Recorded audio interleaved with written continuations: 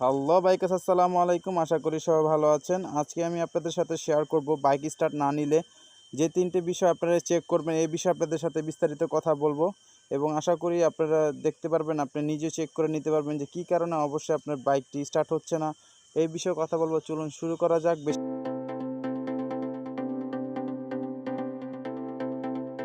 বলবো যেটা হচ্ছে আমরা চেক করব সেটা হচ্ছে ফুয়েলটা অফ করে আমরা রেখে দিই।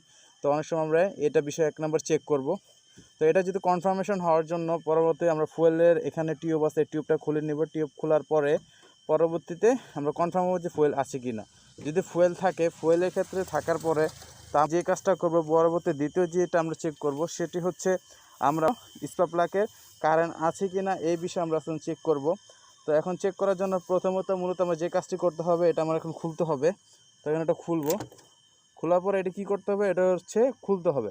তো খোলার জন্য এই জিনিসটা আমরা মুচড়ালে কি হবে, সেই ক্ষেত্রে এটা কিন্তু খুলে যাবে। এই যে দেখতে পারতেছেন বাইকার্স, তো এখানে একটা ওয়্যার আছে। ও ওয়্যারের মাধ্যমে কিন্তু এখানে বাইকটি স্টার্ট হয়। তো বাইকটি স্টার্ট হওয়ার জন্য এখানে স্পার্ক করে, স্পার্কের মাধ্যমে এখানে স্টার্ট হয়। তো আমরা দেখব যে আসলে যে আমাদের এখানে ইগনিশন কয়েলে এখানে স্পার্ক হচ্ছে কি না, এই বিষয়ে আপনাদের সাথে আমি দেখাবো। চলুন আমরা চেক করব। এটা ধরার পরে ভালোভাবে ধরবো, কারণ যদি বডিতে যেমন আর্থিং থাকে সেক্ষেত্রে কিন্তু আমাদের স্পার্ক করবে। তো আমরা চেক করব। এই যে এখন স্পার্ক করতেছে, তার মানে আমাদের এখন স্পার্কিং করতেছে। তো আমার সাথে অবশ্যই এই জিনিসটা ওকে আছে। তো মূলত এখন আমাদের এটা ওকে আছে। তো এখন পরবর্তীতে তো বাইকার্স এখন আমরা এটা দেখলাম, দেখার পরে পরবর্তীতে আমরা যেটা করব সেটা হচ্ছে আমরা এইখানে যদি চেক করার পরে যদি দেখি স্পার্কিং করছে, তাহলে সেক্ষেত্রে ঠিক আছে। কিন্তু আরেকটু চেক করতে হবে, যেটা হলো স্পার্ক প্লাগ। তো স্পার্ক প্লাগটা আমরা কীভাবে চেক করবো? যে স্পার্ক প্লাগটা চেক করার জন্য আমাদের মোটরসাইকেলে সাধারণত সব মোটরসাইকেলেরই একটা টুলস রয়েছে। নেওয়ার মাধ্যমে আমরা খুব সিটের নিচে থাকে। তো আমরা এখন সিটের নিচে আমরা খুলবো।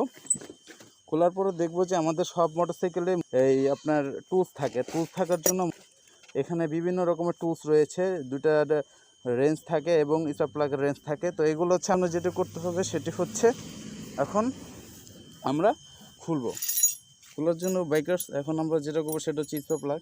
তো স্পার্ক প্লাগের মাধ্যমে যেটা হচ্ছে এটা আমরা এখন খুলবো।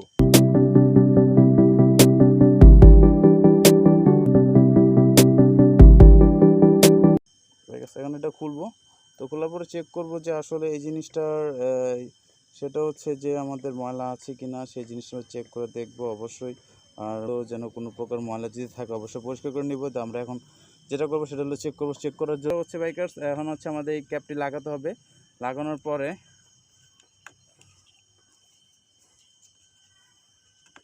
লাগাবো ভালোভাবে। লাগানোর পরবর্তীতে আমরা যেটা করবো সেটা হচ্ছে এই স্পার্ক প্লাগটা কীভাবে চেক করব। স্পার্ক প্লাগটি চেক করার জন্য আমরা এখানে লাগাবো। লাগানোর পরে আমরা এটাতে বডিতে ধরবো। বডিতে ধরার পরে পরবর্তীতে যেটি করতে হবে সেটা হচ্ছে আমাদের এখানে আমরা স্পার্ক করে কিনা এই জিনিসটা আমরা এখানে খেয়াল করব। দেখবেন বাইকার্স, এই যে এখন এখানে স্পার্ক করছে। যদি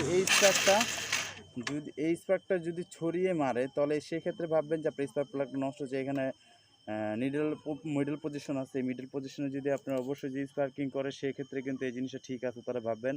অবশ্যই এই তিনটে বিষয় আপনারা খেয়াল করবেন। এই ছিল আজকের ভিডিও। তো আপনারা যদি স্টার্ট না নেয়, এই তিনটে জিনিস আপনি চেক করে নিতে পারবেন। নেওয়ার পরে আপনারা নিজেই আর যদি এখানেও যদি স্পার্ক না করে, সেক্ষেত্রে যদি স্পার্ক না করে তাহলে ভাববেন যে আপনার স্পার্ক প্লাগ নষ্ট হয়ে গেছে। আর যদি আপনার হাই টেনশন লিড যে ইগনিশন কয়েলে যে স্পার্ক না করে, সেক্ষেত্রে আপনার মেকারের কাছে নিতে হবে। এই ছিল ভিডিও। আর আজকের মতো এইখানেই শেষ। আশা করি আমার চ্যানেলের পাশে থাকার জন্য ধন্যবাদ। আর যারা আমার চ্যানেল এখন সাবস্ক্রাইব করেন না, অবশ্যই সাবস্ক্রাইব করুন। ধন্যবাদ।